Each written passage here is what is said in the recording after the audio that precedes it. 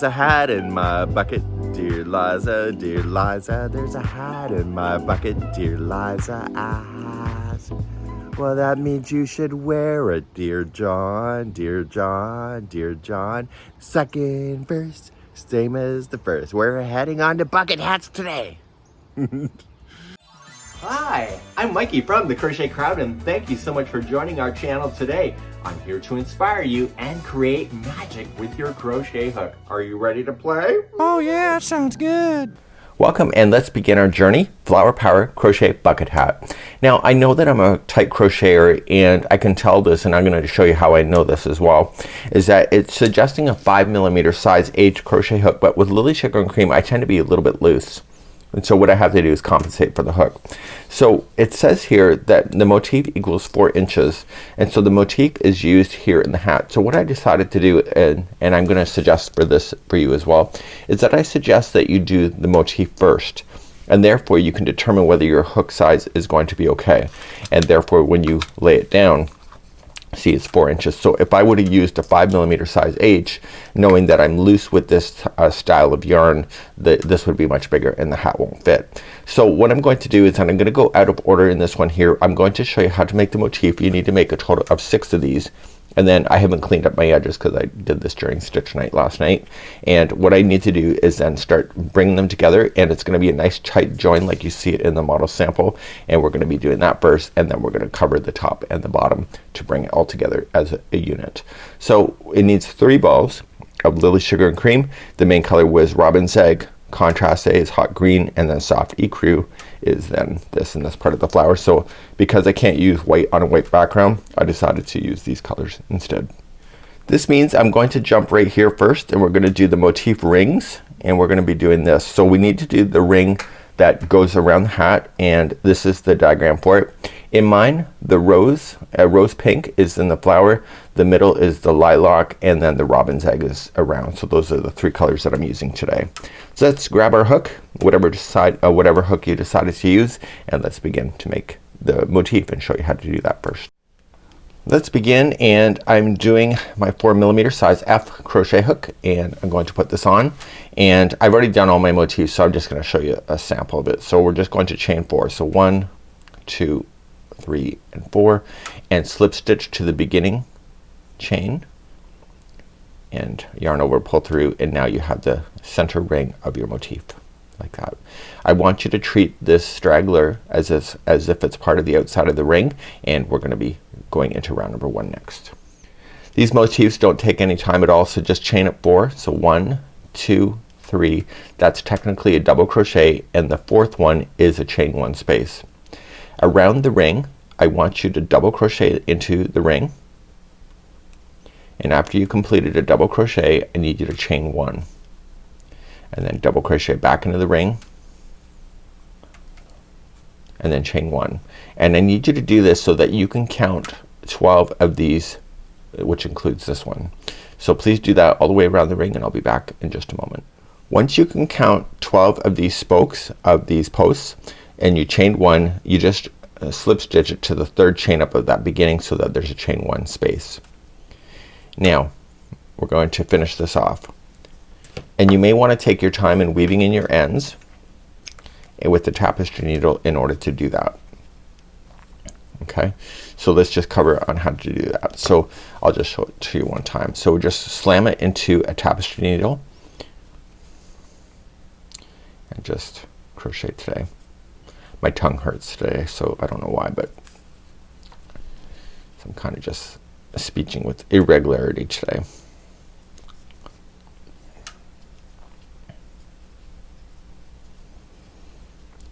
Okay, once you got through the first time, you're going to go through a second. Noticing that I'm doing this on the back, I never said so, but you might have saw me turn it over. So back and forth a total of 3 times. If you crocheted over top of the starting starting strand, you can safely cut that down too. Now I'm going to give you a piece of advice for round number 2, which is not in the pattern, but I'll leave that to your decision what you would like to do. In round number 2, when you crochet these petals, technically it should have looked like this on the back. I haven't woven in my tails yet, but so it should look like this. but I know with this particular stitch that when you do it, it has a raised bump, and that may be something that you may be interested in. So if you're going to want the raised bump to face out, so it gives you texture to the outside of your hat, then you will want to do what I'm about to show you. If you don't want the texture to your hat and you want it to stay flat, then you will do what the pattern is suggesting. So here's what I suggest for you. So here's the question. This is the right side of the work. This is the wrong side. If I crochet the next round using the right side of this, those bumps that you may love will be on the inside of the hat, and that's what the pattern is suggesting. If you want those bumps to face out to give your hat texture, turn this around and put it to the back side as or the wrong side facing you and beginning, and that's what I'm going to suggest, but you can determine what you would like to do. Put your yarn onto the hook and go into any one of these and just yarn over and pull through. We're going to begin a beginning cluster, and you're going to chain 2, and in the cluster here or in the space you want to place in basically 2 double crochet together. Watch. You're gonna yarn over going into the space, go right up over top of that straggler to trap it, and yarn over, pull through 2, and do it one more time. Yarn over, pull through 2. Once you see the 3 loops on the hook for this beginning one, you will yarn over and pull through all 3 and then chain 1. You will then go to the next space and then do a regular cluster. So just wrap the hook and going into the space, pull through 2 and hold, and do that 3 times. So that was once, twice, and then 3 times is a charm. And once you have that done, pull through all 3. Chain 1 and move along. So I'll just quickly just show you one more. So these don't take any time at all if you're familiar with crochet. And you're going to slam these in. And if you take a peekaboo at the back, you're going to notice is that the texture for the stitch is on this side. So therefore when I go to crochet this on, or sorry, when I go to wear this, these exterior bumps will appear on the outside of the hat, which will give it texture. So please go all the way around. There should be a total of these 12 cluster petals that you'll see, and I'll be right back in a moment. So it may appear to be buckling when you go to do all the way around, but don't worry about it. Just calm down. It'll work out, you watch. So we do the last one, we chain 1, and then we join it to the top of the first cluster that you made. Okay, that's it. So let's get rid of this yarn. I already showed you how to weave in your ends, and I'll be back in just a moment and I'll show you another trick. You like tricks, right? So in the tutorial, this is where we finished. Okay, so this here is the wrong side of the middle, and this here is the right side of number 2. So to finish this, you're gonna want to turn this over. So if you decided not to turn over to do the petals, then this is the right side and this will be the right side, and you will not see the texture that is showing here. So you decided what you wanted to do. We're going to begin our final round, which is so easy it's not even funny, and you just want to slam your hook in between any one of these clusters that you did, and you want to just join it.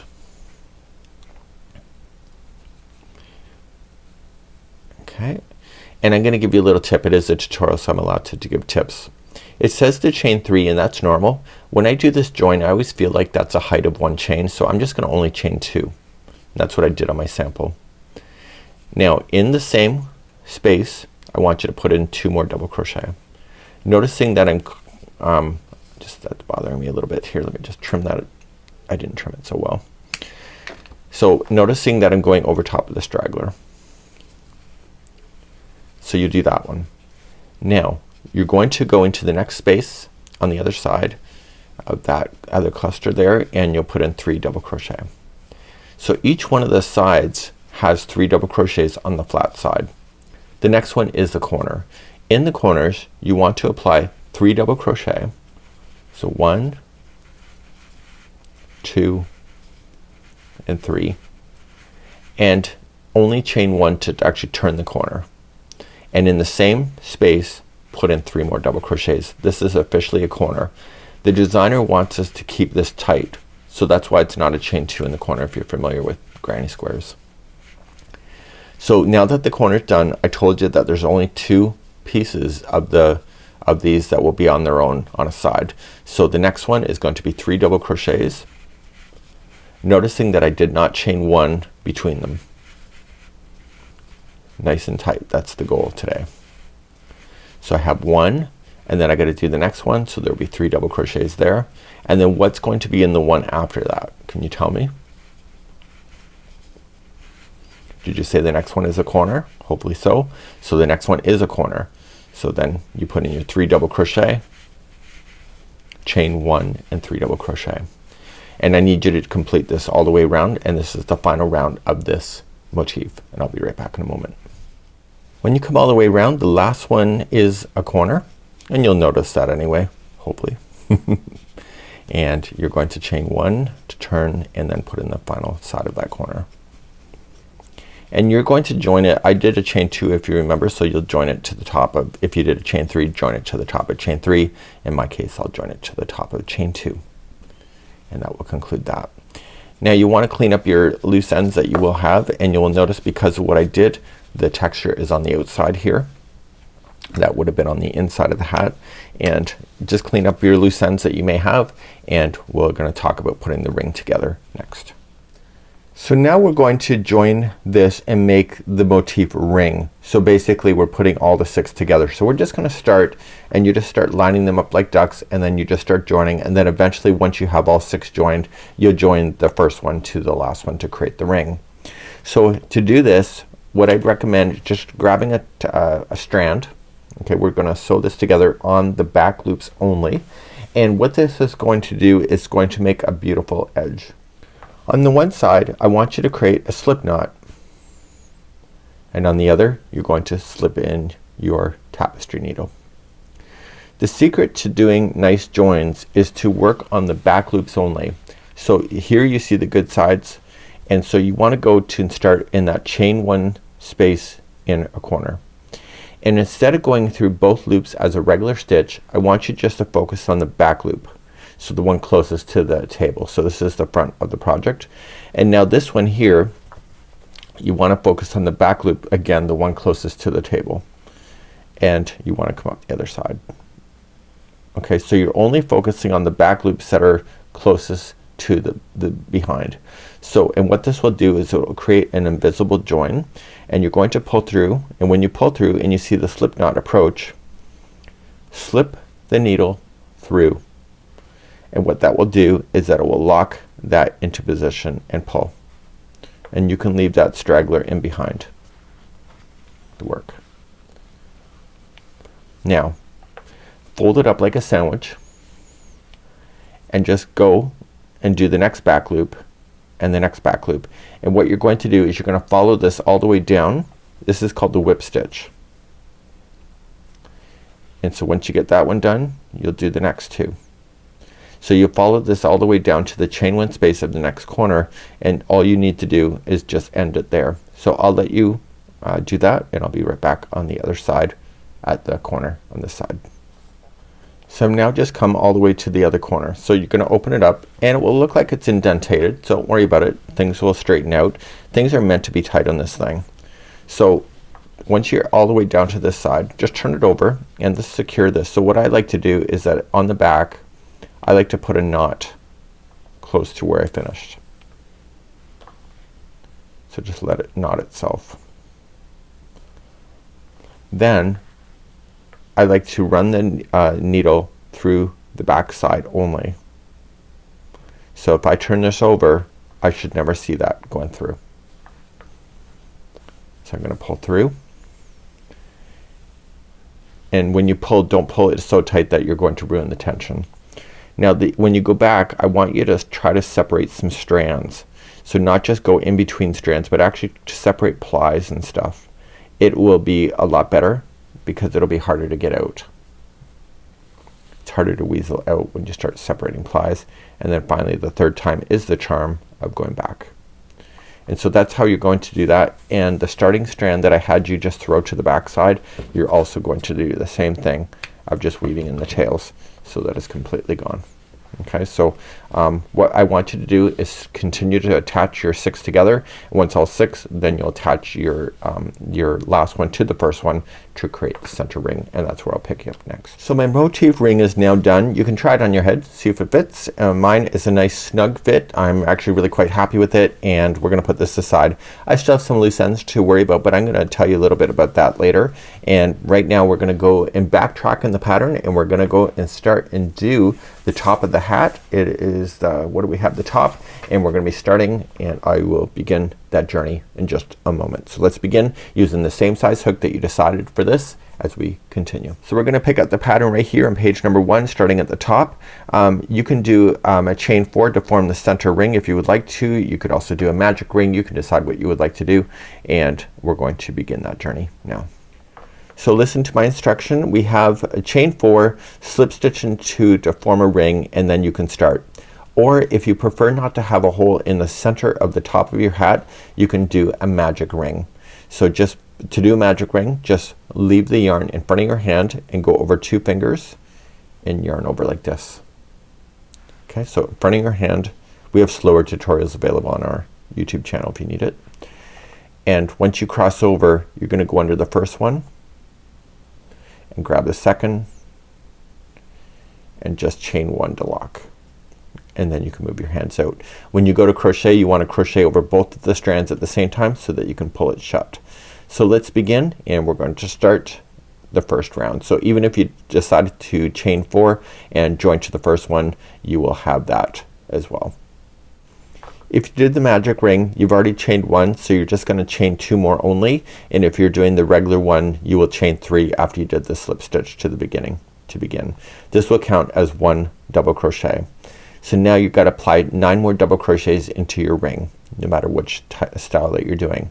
So we can count those out together. So we can say 1, 2, 3, 4, 5, 6, 7, 8, and 9. So with the chain 3 that you started with, so count that one. So 1, 2, 3, 4, 5, 6, 7, 8, 9, 10. 10 is the right number. I want you, if you're doing the magic ring, just pull on this just slightly and just join it to the top of the first one, that chain. If you're not sure, count it back, and I always count back. So 1, 2, 3, 4, 5, 6, 7, 8, 9, and 10. Count back to the 10th one and join. Once you join, pull a large loop, and let's just put the hook down. Turn this upside down, and that strand, I want you to continue to pull on it tight. And I need you to grab that tapestry needle that we've been working with, and on the back side here, just continue in the same direction from which you were coming from.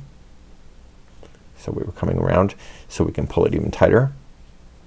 Now if you split plies and stuff, make sure that you don't go to the good side of the work, so when you turn it over you should not see that hook or that needle. And that was the second time, and finally the third time is a charm. Make sure you take your time. Magic circles do follow it if you don't secure them good enough. Once you're happy with that trim, let's put this back into the hook, and now we're going to continue the pattern going around.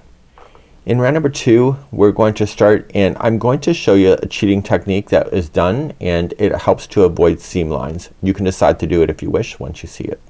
So you're gonna chain 3, that will be your first double crochet, and you're going to, in the same one that you've done the join, double crochet again.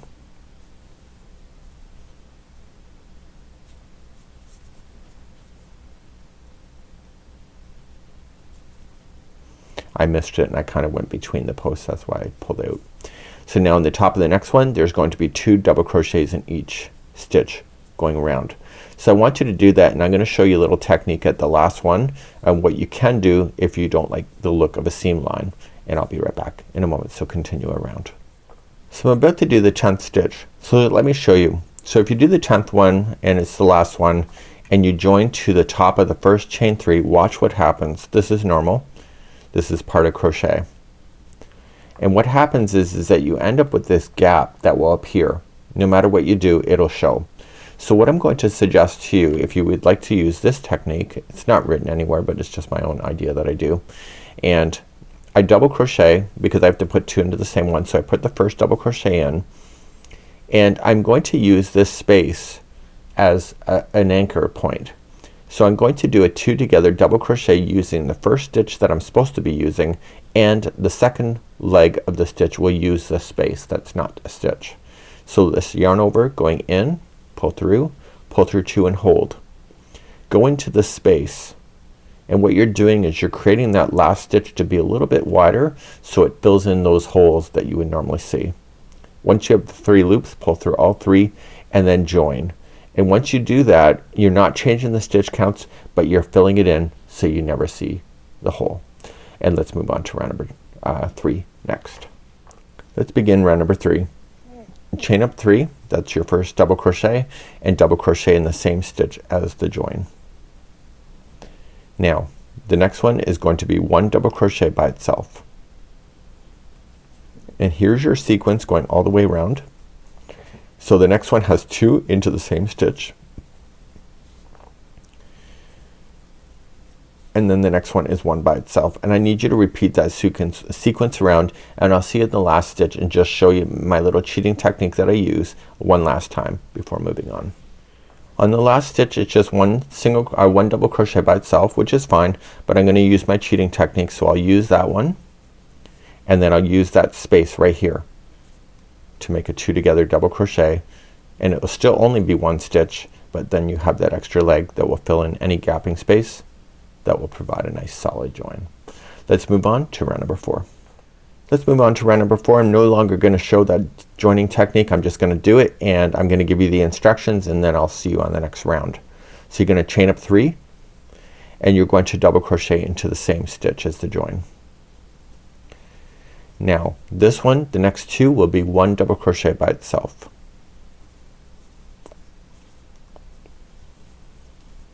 Okay, so then the repeat pattern for all the way around is 2 into the next one, and 1 double crochet into the next 2 by itself. And please do that all the way around for round number 4. Okay, just finished number 4. Let's go on to number 5. Chain up 3, counts as a double crochet, and in the same one as the join, double crochet again. So the sequence for this one, the next 3 will be by itself. So 3 double crochets on their own. So 1, 2, and 3. And the sequence again is 2 into the next one, and then the next 3 are by themselves. Please do this all the way around for round number 5. Let's continue to number 6. Chain up 3, counts as a double crochet, and double crochet into the same stitch. Over the next 4 stitches are going to be by themselves. So we have 1, 2, 3, and 4. Okay, so the next one is 2 into the same one, and then 4 by itself, and please continue that sequence around. Finally, last round, number 7 for the top. So you're gonna just chain up 3, 1 double crochet into the same one. The next 5 will be by itself. So we have 1, 2, 3, 4, and 5. And then the next the next one has 2 into the same one, and then the next 5 by itself. Please do that all the way around for round number 7, and I'll be back to confirm with what to do next. I'm now at the end of number 7, and I'm just going to join, and I need you to stop now here, and I want you to pull up a long strand that you can at least sew this to that motif ring that we've already completed in today's tutorial. So don't be too generous with the strand, but just get that done. And what we're going to do is that we're going to revisit that motif ring again, and we're going to begin. So just leave this aside, and we'll be back to deal with this later. Let's pull up that magic or that motif ring next. So here is those motifs that we talked about, and there is a total of 6 of them that form this ring that we have going on. Now what I want you to pay attention to is that there is a total of 12 of these double crochets that are in each one. 6 times 12, from what I did my long math, is 72, but we only need 70 single crochets around. So what I need you to do is that when you're working with this ring that we're going to do for the upper and the lower part of the ring, is that at some point you just need to skip 1 double crochet twice. Okay, so when you go to start, and what I would probably recommend is that when you go to start, probably skip 1 right close to the top, the start, and about halfway around skip another double crochet, and that will bring you back to the number 70 is what you're asking us to do. So let's begin to do the top edging, and then what we do in the top you'll do on the bottom as well, but on the bottom, once we do that, we don't want to fasten off. So let's begin. I'm going to create a slip knot, and we want to work in both loops on the top edging, so it doesn't matter which side you turn it. And what I have is that these loose ends that I have, I'm going to crochet right over them so they get hidden. We're gonna start in the first double crochet of just any one of them, it doesn't really matter, and you're going to go right in the top, and I'm gonna show you a standing single crochet. So once it's already in the hook, just yarn over it and pull through that stitch. You have 2 loops, pull through the 2, that's a standing single crochet. As I promised you, we need to get to 70 single crochets around. So what I would recommend doing, skip the next one so that you can say that you skipped at least 1 on this side, and about halfway through we're gonna skip another double crochet there, and those will give you the number 70 when you come all the way around. So we do want to verify that. So skip just the first one that you're gonna go out, and then just go to the next one and crochet right up over top of the strands. So you're just gonna focus on the double crochets only. Don't focus on the joining at all. So we're just gonna work our way across. Once you just bury in your tails long enough, so those tails that I have just kinda hanging off, I'm just gonna bury them as I go as well. It saves sewing later, and if you prefer to sew, then that's up to you to decide that for yourself. So there's the last double crochet of this one, so I want to jump to the first double crochet over here, and make sure that when you jump you kind of pull things tight so it pulls it together, and then continue just with the double crochets. And as I said, about halfway through you're going to want to skip a double crochet. So in this case just kind of fold it in half where I started, and so right about there somewhere I'm going to just skip a double crochet so I can keep my number to 70. So please do this around, and I'll see you at the end of this round. So I'm coming back around to where I started, and this will be considered the top. Okay, and I've jumped over my 2 double crochets like I was supposed to, and then I'm just going to slip stitch to the beginning, just pull things nice and tight, and this is going to be the end of this one. So I do want to fasten this one off, and I want to just secure that into position. Okay, so I'm just gonna weave it in, and I'll take care of that later. Any loose ends that you decided to cover over as you went across that round, if you just peel it back, you can just safely cut those as well. So I'll be back in a second. We'll do the bottom part of this ring. So now this was the top, so it was here when we were crocheting along. Now I turned it over. This is where I did the join, so I want to make sure I kind of keep it in the same spot just for ease. And I'm just going to join with a standing single crochet in the top of the first double crochet that you'll have, and again crochet up over top of any ends that you have. So a standing single crochet. So I'm gonna skip the next one just to say that I'm gonna skip there, and then about halfway through I will skip another one on the other side and get myself back to the count of 70 all the way around. So please do this. At the end of this round we're not gonna fasten off, but we're gonna continue to the brim after that. So I'm coming all the way around, and I'm going to join it. I'm gonna take care of any loose ends that I have, but I do not want to fasten off because we're gonna continue to the lower part of the brim next. So let's start the brim. We're going to chain 3, but watch what we do. This is part of the brim, so we need to form the line that creates the brim. So in the same one of the join, but don't go into the same stitch full stitch, just go into the back loop only and double crochet. It's gonna create the line to bend it for that brim. In the next back loop only, and only use the back loops for the remaining of this round, you're just gonna put in 1 double crochet in the back loop. Here's the sequence to take you all the way around. The next one is gonna have 2 double crochets into the back loop, and the next one is just 1 by itself. Please do that same sequence of 2 and 1 all the way around. I'll be back in just a moment. I'm coming around on the first round and I can still treat the last stitch, which is next, as that joining technique that I showed you. So just going in and making 2 together, just to kind of hide in that spacing that happens when you do that. Okay, so nice and tight, right? So now we're going to move on to round number 2. In round number 2, just chain up 1 and just start with the next stitch and just apply 1 double crochet in each stitch all the way around, and I'll see you back here in just a moment and we'll start round number 3. Let's move on to the third round. We're going to chain up 3 and we'll double crochet into the same one as the join. Now we're gonna double crochet into the next 2. Just use the regular loops. We're no longer using back loops. And just once those 2 are done, the sequence is there's 2 into the next one, and then the next 2 are by themselves. Please do this all the way around for round number 3. To conclude the brim, we're just going to chain up 3 and just apply 1 double crochet in each stitch all the way around, and then what I need you to do is just join it and then fasten off. I've already shown you how to do that, and then we're gonna go back and circle back to the top of the motif ring and apply the top of the hat to this section. So I will see you and just finish off round number 4 and get ready for the top of the hat next. So you probably have tried your hat on, and mine fits really quite nicely actually. So if you didn't really want a top on, because I do see that on vacation where people do just want a brim but they don't want to cover their entire head, that's kind of an option. Now I'm putting on the strand that was leading to the top of the hat, and I have matched up where the seam line is on here so that it follows it all the way completely up.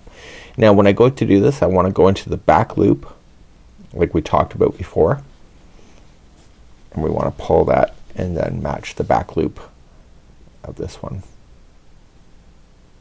Okay, and we are gonna do a whip stitch. Now because you have 70 all the way around the top of this ring, then when you jump to the next one you have 70 also on the top.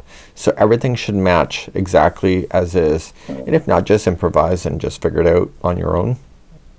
You don't need to message me on that, and just whip stitch everything together, and I'll be back in just a moment. This shouldn't take too long.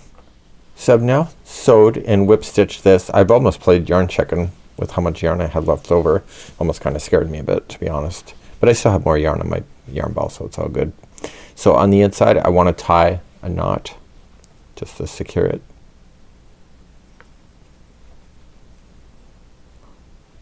And then the remaining yarn that's left over, I want to just do my magic trick of just gliding it in this to the yarn stitches. Don't go onto the good side of the project, just stay inside the stitch work and just glide it through. Ideally it'd be nice to go back and forth 3 times, but I don't know if I have enough yarn to do that. But you know what, it's gonna be good. It's already tied into a knot as well. So this is it. This is the end of the journey. This is the Flower Power crochet bucket hat, and it's actually really cute. Really quite happy with it, and this is the end of the line, and we'll see you again next time. And please enjoy these free patterns from Yarnspirations.com. Bye bye.